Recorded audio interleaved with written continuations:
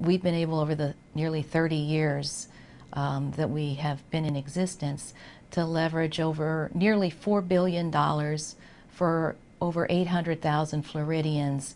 That's funding that would have not come to them had our organization not been here. Children who receive free meals during school, when summer comes, it's not just a matter of being out of school, but they also lose access to those meals.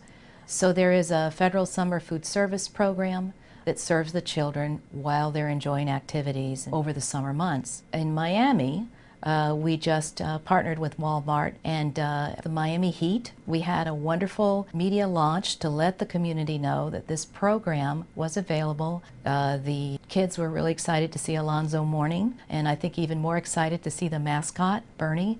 So we're hoping at the end of the summer to see a tremendous increase in summer food participation in Miami-Dade County as well as in 7 other urban counties where we're focusing our work.